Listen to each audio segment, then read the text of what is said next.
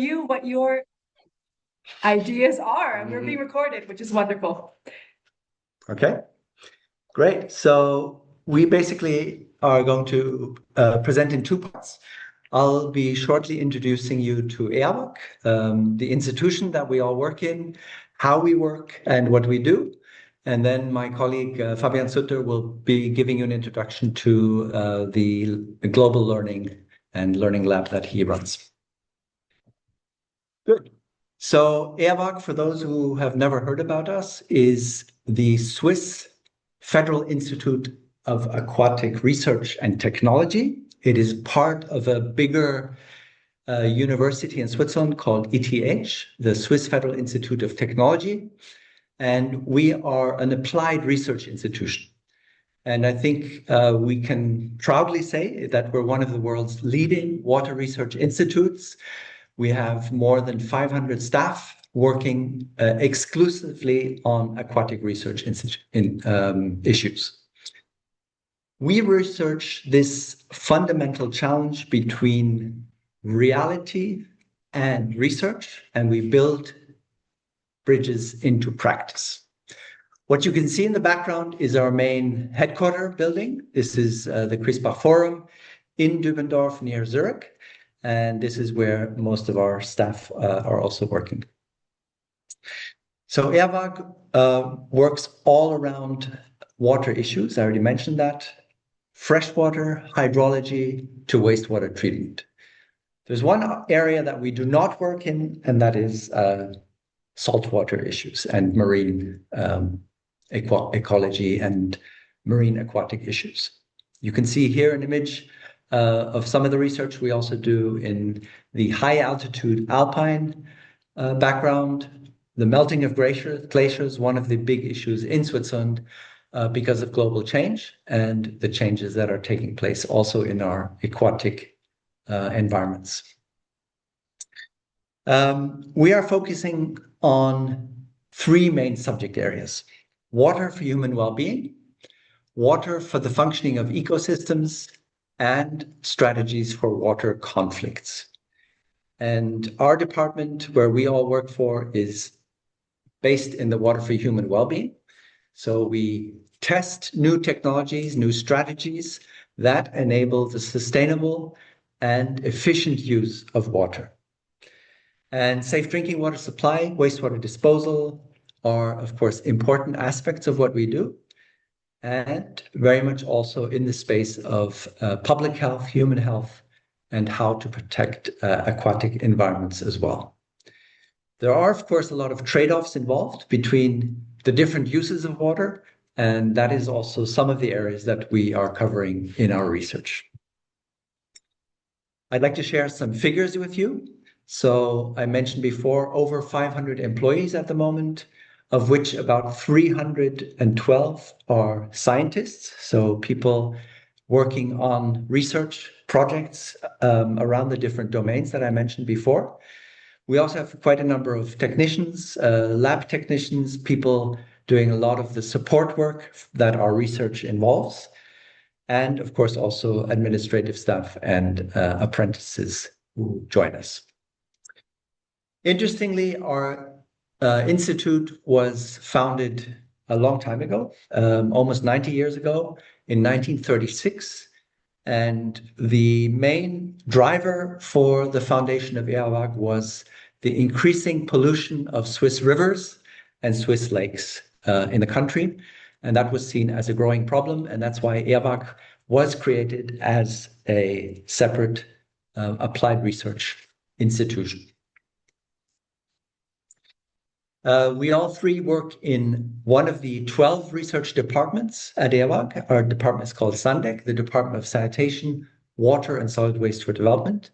And we cover all of the areas around sanitation, water provision, water treatment, and solid waste issues, especially municipal and organic solid waste for development. With development, we mean around the globe, especially in countries of the global south.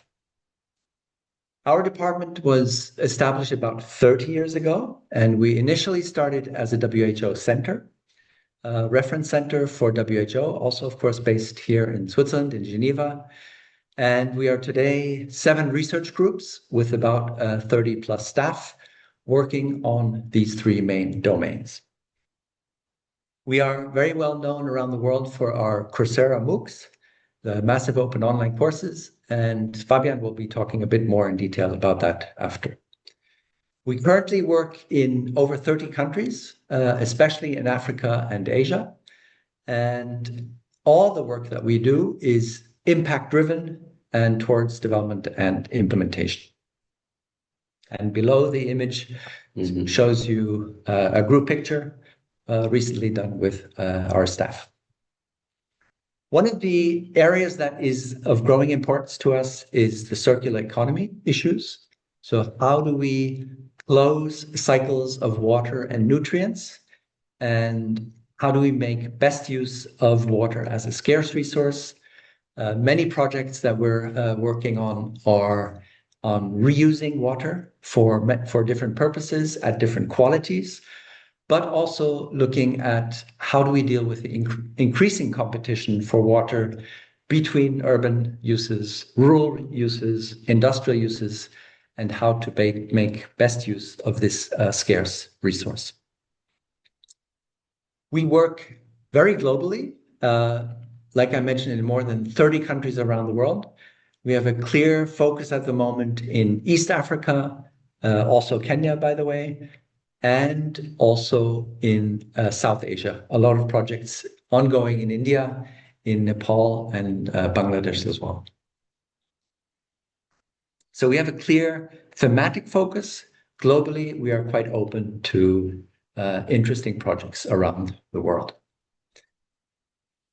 We're one of the departments that is internationally networked. That means we work very closely in partnership with different organizations around the world, both funders like the World Bank or the Gates Foundation, but also NGOs and other development and research institutions around the world in driving forward sustainable water solutions for the world. We have also long-standing partnerships in Africa, for example, with Makerere University since over 20 years, a very close collaboration in developing curricula together, in carrying out research projects in East Africa, and so on.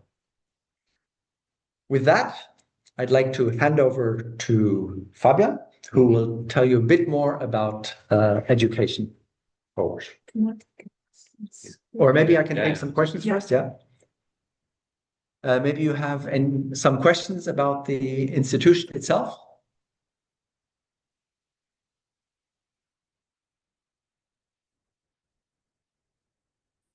We can't hear you. Hold on. Your microphone is still off. Yep. There seems to be no question at the moment, but people can always drop questions also in the chat. So feel free to ask anytime you have a question in the chat room. So yes, there is a question. There is one question from Umo. Yeah, Umo, please. Okay, thank you for this presentation and the wonderful work you are doing over there. I heard you mentioning that you work in countries in Africa. I want to find out if you have any opportunity working in Nigeria, especially the Niger Delta region. Mm-hmm. We have been doing projects in Nigeria. We recently, 2 years ago, we had a project in, where was that? Abuja, yeah, in Abuja. But that was more in a humanitarian space, together with the Nigerian Red Cross, looking at online and monitoring of facilities in schools and health centers in Nigeria. But I also have to admit, we don't have many projects in Nigeria. That is definitely a country that we could strengthen ties with. Mm-hmm. Maybe from the education side, we have 2 collaborations. One is with the University of Ibadan, with a professor there. I will say a few words afterwards about that. Mm-hmm. And also we're just starting a nice collaboration with a team called EcoCrust, and they're developing a masterclass, green masterclass, with topics such as the ones that Christoph mentioned, climate resilience, water treatment. And so they're based in Nigeria, but then the learners are from multiple African countries. Does that answer your question, Umo? Yes, thank you so much. Okay, Yeah. perfect. Okay, then where is my... Another question? You have a question? Hi, this is Padman. Hey, Let me Padman. on. Go Hi. ahead. Yeah, Yeah, we can hear you. Yeah. Yeah, okay. Yeah, I was just curious to know, when you said that you have partners, and I see the India as well, Indian logo was there. Do you work with the government of India, or do you work in individual NGOs? Like we have a small NGO called Save Water and Safe Water Foundation, and I'm blessed to be partner with Blue Community. So do you work with the NGOs, or you work only with the government?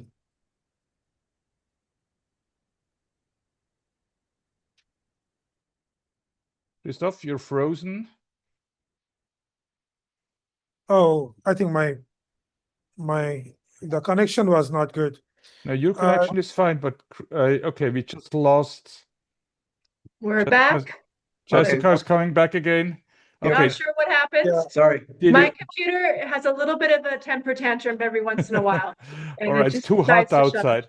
Did It you must be. It must be the temperature. Did you get So- the question that Padman asked? Yeah, we did. Yeah. Padman, let me ask, start again. So yes, we do Yeah. at all levels. My question actually, in the previous slide, you saw that the partners that you are working with, and I saw Indian logo is there, the Indian government of India's logo. So Yeah. I was just curious to know about whether you work with NGOs or who are your partners? So- Do you work with the government or NGOs or both? Yeah. Can you hear me? We Yeah, can I hear can. you, but we can't Okay, see you. great. Yeah, and see. I can't see you though. Okay, yeah, something's wrong with the video, but if you can hear me, that's fine. So we do work with all levels, Padman. So from national government, for example, in a larger Gates finance project, we were working together with the national government on improving policies for decentralized wastewater treatment in India. But we also work with a lot of different NGOs. For example, at the moment, we're working on a project in Bangalore on water reuse. And there we're working with two, one is an NGO, CDD, maybe you've heard of them. And the other one is Well Labs based in Bangalore. They're more in the policy consulting space. But the short answer is yes, we do work with a number of NGOs. And it always depends on the project and the context of the projects, who we work together with. Yeah. Thank you. Okay. Maybe Christoph, you can add a word about the financing, because when working with government, I guess the financing is different than when working with local NGOs. Maybe you can say Absolutely. a word about who is covering the costs when you work with NGOs or with a university, who's coming up for the money? Right. So in many cases, the projects we do are funded through international development funds. The case I just mentioned from South India was a Gates-funded project, so through the Gates Foundation. But there are, of course, different funding avenues that we can tap into. One of them also from the Swiss Development Corporation, but there are other also Indian-based funding that we could also think of. And one of the interesting avenues that we see is corporate social responsibility of the Indian private sector, which is increasingly also looking into innovation and innovation also in the wash sector. So different modalities, depending very much on what kind of funding. Okay. Thank you. So I think we'll share the slide here so you don't see a black screen. Okay. Yeah. Really don't know what nations. Do we have the slides? What's going on with my computer? So far it looks, yes, now there is something coming up. Turn the video off. Here we are. Yeah. Okay. Yeah. Make it full screen. Go ahead, we see you. Yeah.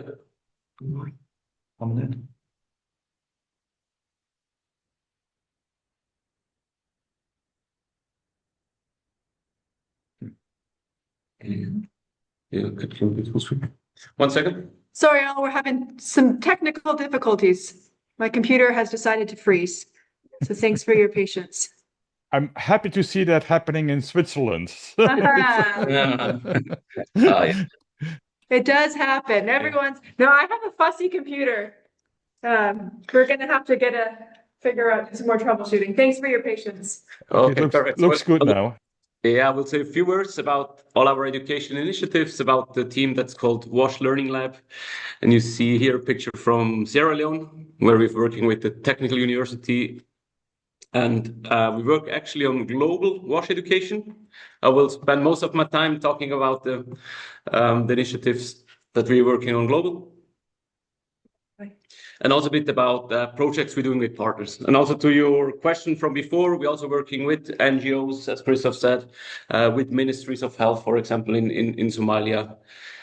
Also sometimes with companies, community organizations, as Christoph said, depending on the context and the partnership. So MOOCs. MOOC stands for Massive Open Online Courses. They arrived on the scene in 2012, mostly with courses on statistics, social sciences, programming, etc. We then had the vision to offer free courses to learners on WASH and solid waste management, so to make people able to learn whenever they want, wherever they are, and for free. 10 years later, we got a bit older and we have 200,000 learners that joined us globally in 4 of the courses. So one is about water treatment, the other one led by Christoph and his team on sanitation planning, one on solid waste management, and the 4th one on fecal sludge management. And you see a bit the curves here. It shows the cumulative enrolled learners over the past 10, 12 years. And you can see that solid waste management is a very popular topic, and also that the growth rates are quite stable. So per month, we have around 1,000 new enrolled learners, with the exception of the COVID-19 pandemic period, where we had around 5,000 to 6,000 learners. Luckily, this time is over, and we are now back to a growth of around 1,000 learners per month.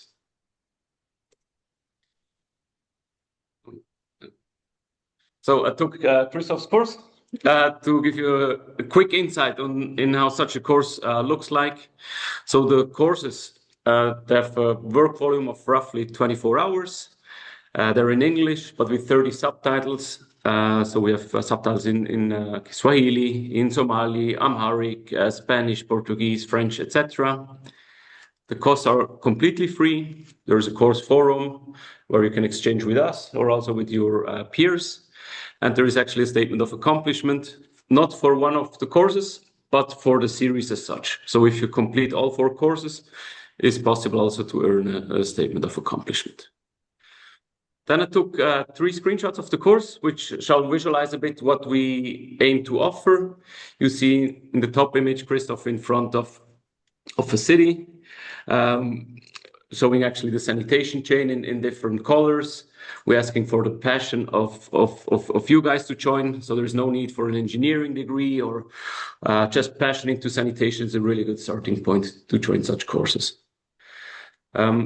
Christoph then offers first an introduction, then switches to more a systems-based approach, also introducing different technologies, visualized here in the second image, where we see one of our most relevant publications, the compendium, which shows the whole sanitation chain and respective technologies. Learners have asked for a lot of case studies, and we have listened to them. And below you see an example from an expert actually from Kamiana Water Trust. This one is in Lusaka, Zambia. And so we have a global course approach, but with a lot of specific case studies to really show the realities in the specific context. A few more impressions. So as I said, we work with case studies. We try to give you an overview on technologies, whether it's on water treatment, on waste treatment, the sanitation chain. All the courses have a systems approach, so we look at the system from a broad perspective. Then we include practical exercises. Then also mainly requested by the younger learners, how-to videos, like YouTube style, almost TikTok style sometimes, where we really show how to do practically, for example, a water quality test. Before, Christoph mentioned the collaboration with Makerere University, and we also invite our partners actually to be part of the course. You see here Professor Charles Niwagawa from Makerere. And then we see the courses as an entry point where we can also offer all kinds of literature if learners would like to dive deeper. There is a wealth of literature to really go in depth into specific topics. The videos are normally 6 to 8 minutes, so really short. We try to be concise and then give you the opportunity to learn more if you wish so. The learners, where they're from, who are the learners? So most of them are practitioners, some of them are students, really coming mainly from Africa, Asia, and Latin America. And you see the numbers in the courses are quite similar. So roughly around, I would say, 20% from African countries, around 40% from Asian countries, a lot of them from India, actually, 10 to 14% from South America. And then the rest would be whether from North America, Europe, or then Australia. Took a few screenshots. I think there's no need to go into detail, just to show you also the diversity of our learners. So we have a wash enthusiast from Northeast Nigeria with the master's degree of Maiduguri University. We have a lecturer from a university in Ethiopia. We have a town planner from a town council in Zambia. We have an 18-year-old or 80-year-young engineering student from India. And then we have someone with a bachelor's degree in mechanical engineering from the Catholic University of Boué in Cameroon. Just to give you a bit an insight and diversity of our learners. Then to really unlock the full potential, we work together with our partners. Before I already mentioned the example from Ibadan University in Nigeria, where a professor integrates the lecture or the MOOCs into her lecture. On the right side, we co-organize the professional training with the town council members of the 4 largest cities in Malawi, and they then would also graduate with the certificate. Focus was here on solid waste management. Sometimes we also fully co-develop new programs. You see an example here from a WASH lecture with the Somali National University, only public university in Somalia, and the project coordinator, Nejma. On the left side, you see us in the background. It's the ideal scenario. So we have our partners running the show. We are sometimes supporting with inputs from abroad or in co-design. And on the right side, she starts introducing the course to a student. Also, just as a visual input, like a co-design process, we work together. We have an online map where we put together the different elements of such a lecture, and then we turn it into reality. We include site visits, guest lectures from experts in Somalia. We try to have good gender balance in the class. Sometimes we include student projects. So almost everything is possible. And it's always in collaboration with the partners and led by our partners. And with that, I already conclude. I think I could go on for 5 more hours, but I thought to give you like an insight in what we do practically. I also would like to share the webpage again, and of course our email. So in case you're interested in using one of the courses or even one video or the full course, please feel free to reach out. And of course, now ask questions. Maybe just if you can add up a moment, you showed us the learning part of EAWAG. So you do research, you do teaching, learning. How far do you go into implementing? So how far are you going to realize project together with partners also?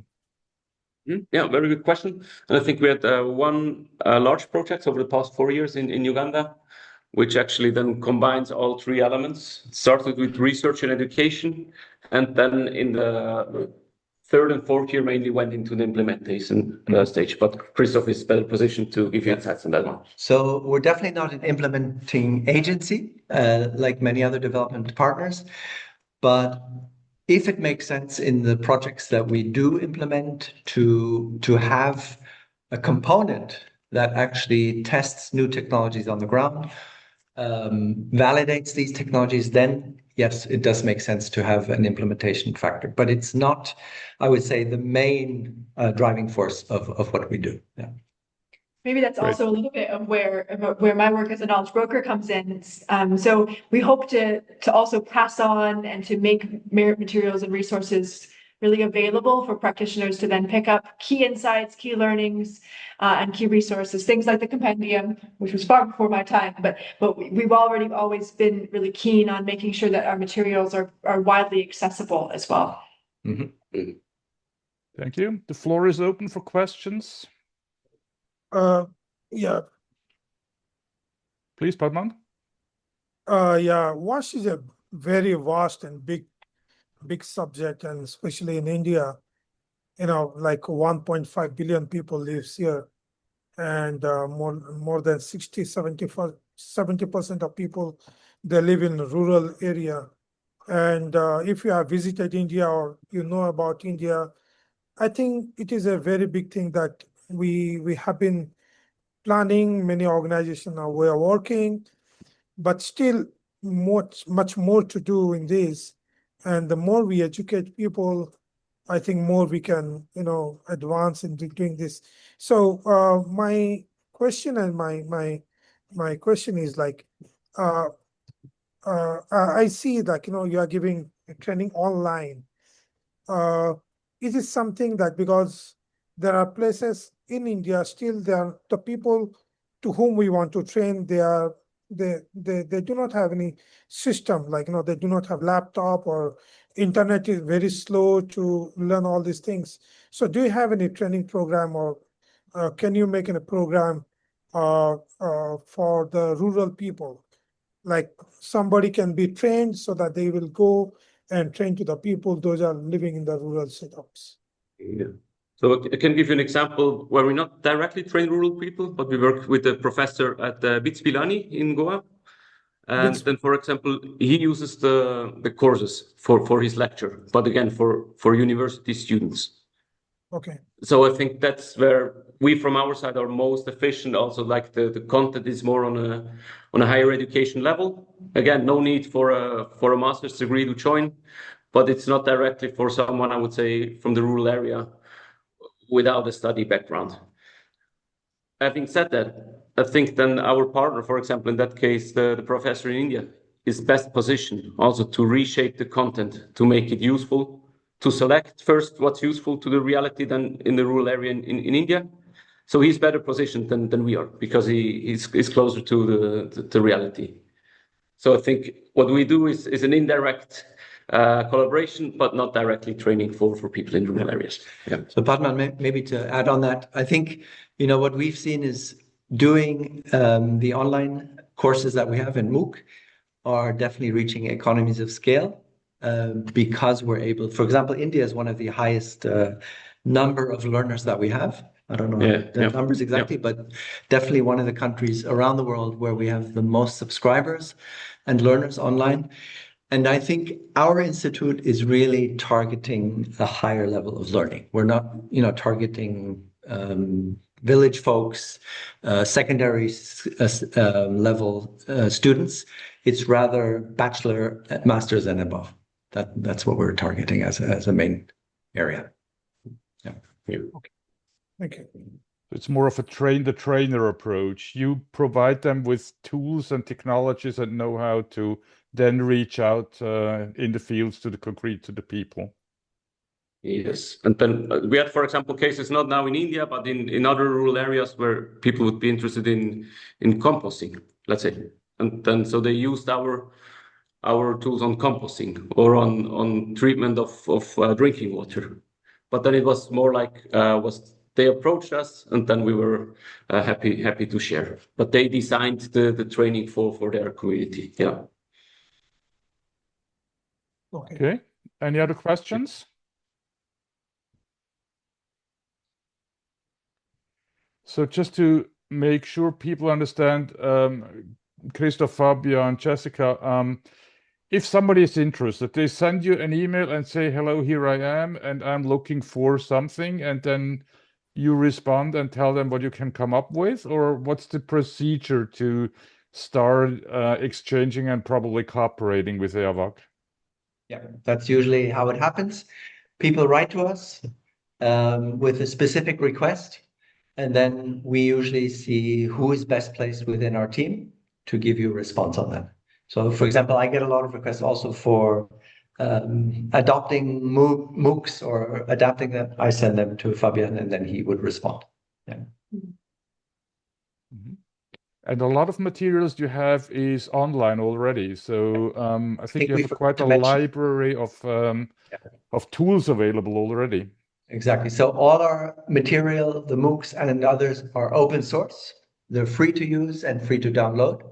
And I think that is definitely for everybody to use around the world. Yeah, if you use the website sondec.ch, that will get you to the Sondec website. We can also put it in the chat. We'll do that now. But that is a great way to find all of our resources and all of our materials. So, for example, we mentioned the compendiums. These are large, very easy to use documents that summarize a lot of technical information about sanitation and water technologies. For both development contexts as well as humanitarian and emergency contexts. And we have those for water, sanitation, and solid waste. But all that material can be found on the website. And again, if something does not fit the way it is, one could ask you and get it adjusted or elaborate with you something that would fit a specific context. Yeah, potentially. We do have limited bandwidth, as everyone does, but where we are able to, we do want to help and support. Yeah. Okay, thank you. So we just shared the site, yeah, sondec.ch. It's in the chat now. Yes, thank you. Any other questions from participants?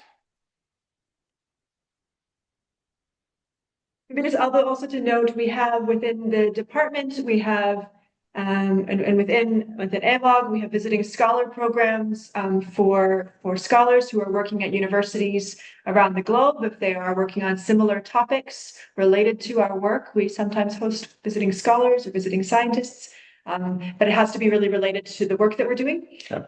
So that's a caveat. It's not everyone, but we're looking for people that are working on similar things and have collaborations with us. And we also teach courses at universities in Switzerland, but that's potentially less important for this group. Yeah. All right. Hey. Any more questions? Seems not the case. The room is much smaller, or the number of people is much smaller than the registration was. Maybe people will look at it afterwards and come up with some more questions. I don't see no more hands up. I don't want to prolong this session more than needed. If there are no questions, I suggest we conclude. I will put the recording and the information, the links and so on online.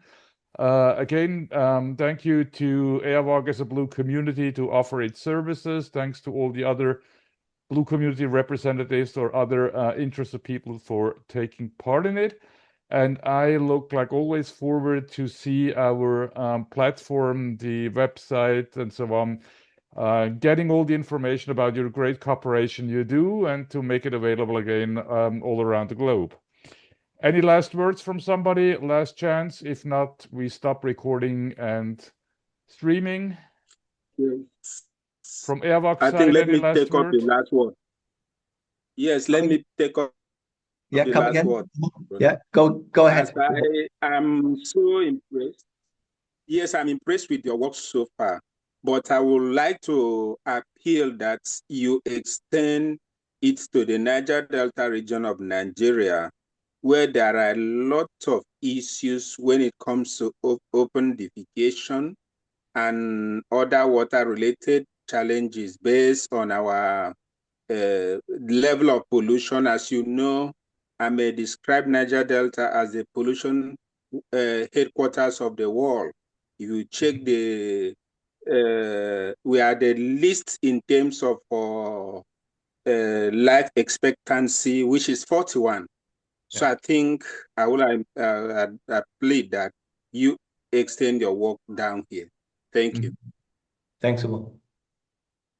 Christoph, Okay, maybe a thanks. word. How would you start in Nigeria? Would somebody have to approach you and invite you, like Umo and his organization would have to contact you, or what would be a way to start up in the Niger Delta?